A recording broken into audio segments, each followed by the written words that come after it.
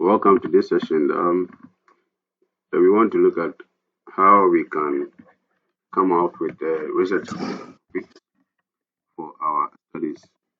And as I said in previous videos, we are focusing on social science research, and therefore the examples that are going to be discussed are more likely to be of social science examples. And my area is in business, so I'm most likely to use more business examples. You can also try to apply the ideas and the logic of these videos to your area and to help you to choose the right researchable topic. Now, when we say a topic is a researchable topic, what do you mean by that? Not all topics are researchable. There are certain conditions that can help you to be able to come out with a topic that can be classified as being researchable. That is, the ability to examine it using the various research methodological tools to come out with answers to the questions that you pose in your study. So let's look at some of the features of a good researchable topic. The first thing is that every researchable topic is made up of some concepts or constructs or some variables. It is important that every topic that we want to do research on, you should be able to pinpoint the various concepts in them, and you coming out with a concept will help you to be able to deduce the type of relationship that must exist among the concepts that could be illustrated on the conceptual framework that we saw in the previous video. Once you have your concepts, you should be thinking of theories that justify the inclusion of the concepts in that single study that you are undertaking. Or if you don't have theories, you should be able to have some models to guide the integration of the concepts in the study. So if you want to take this example, like I want to do a study on how the use of social media advertising affect the marketing performance of businesses in Ghana, then let's look at some of the concepts that are likely to appear in such a topic. The first thing, I hope that maybe you're already familiar with some of the concepts, but we can think of a social media advertising. So we have to look at how we are going to conceptualize what we mean by social media advertising and be able to come out with means of measuring it.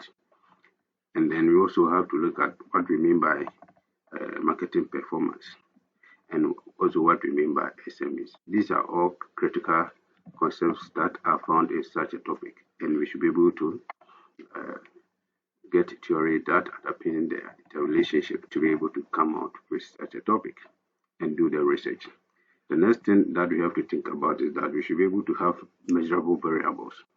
Variables that can be assigned values and be measured.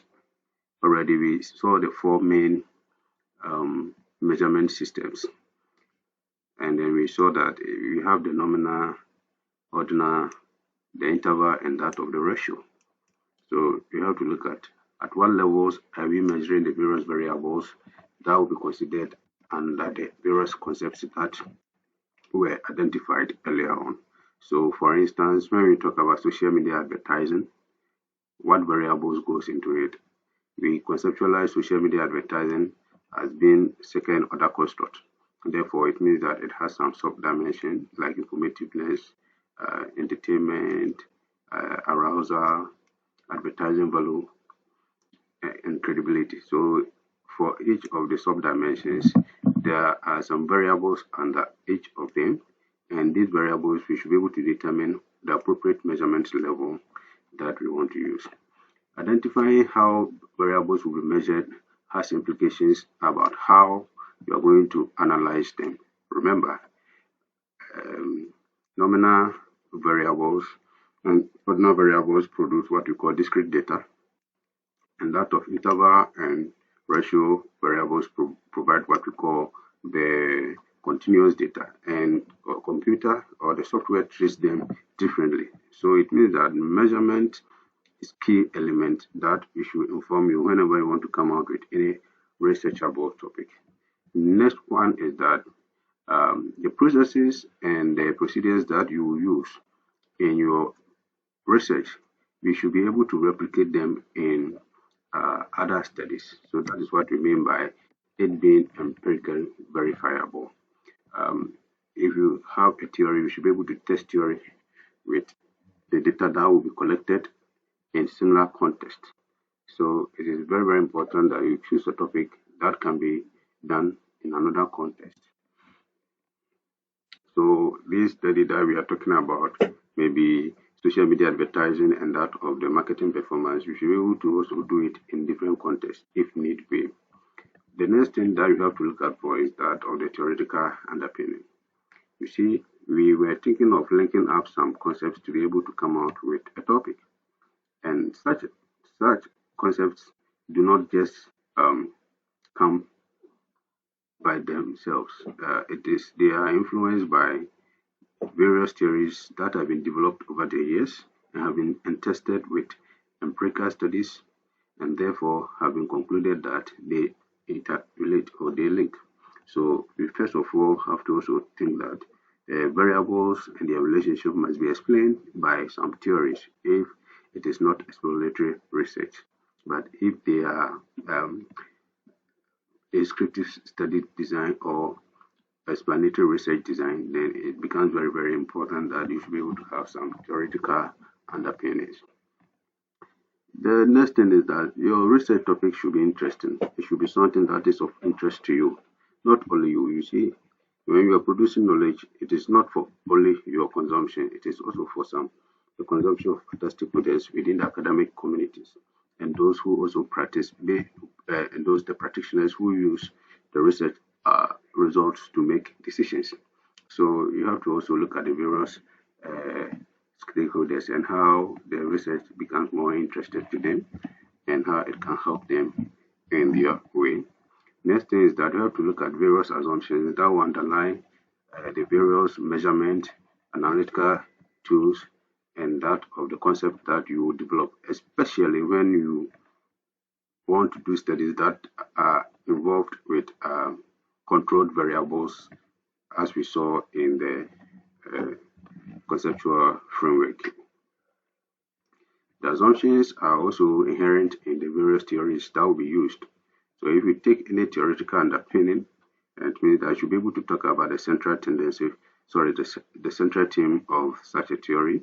Once you talk about the central theme of the theory, you have to talk about its principal assumptions. And this is where assumptions also comes in.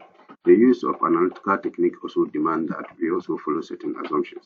You will see that when you reach the choice of statistical technique, we have two main types of statistical techniques. We have the parametric and non-parametric.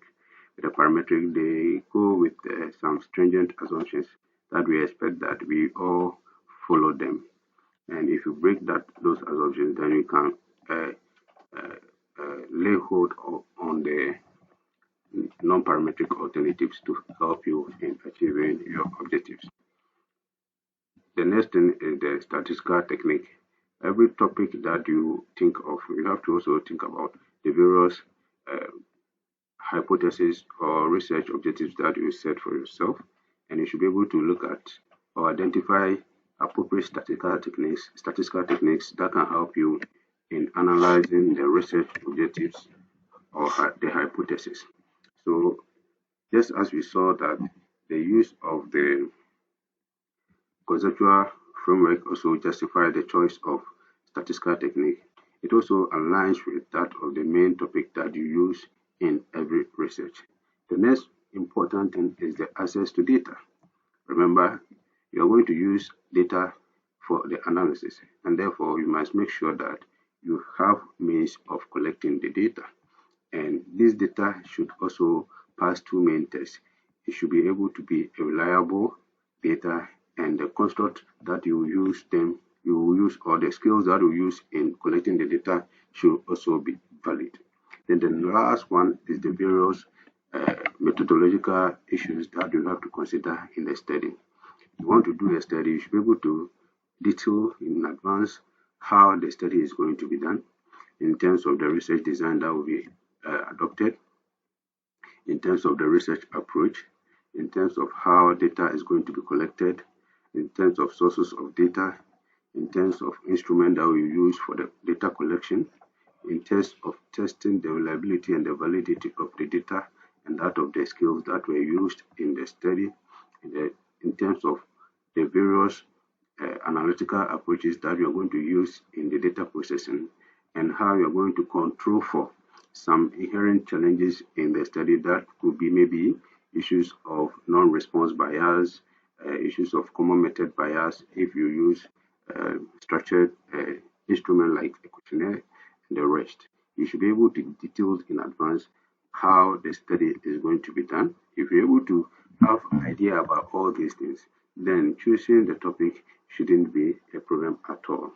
So how do we come by a topic? Obviously, you can come by with a topic with your own interest, or by examining what other people have done and where they couldn't do it well, or you can equally look out for recent topics in an area and then to be able to come out with a topic. You can also, for some universities, if you go to their website, for instance, they tell you their scope of research, and therefore that can also give you an idea about the type of area that you should research into if need be. I think this video will be useful and helpful if you really want to come out with a research. Your research topic should also be catchy, it should be simple, it should be straightforward, it should be unambiguous. And you being able to do that will help you to be successful in your research. I wish you all the best. I hope you're all going to try your hands on how to come out with some research topics or researchable topics so that as we journey along together, we all make it in the area of research. Thank you.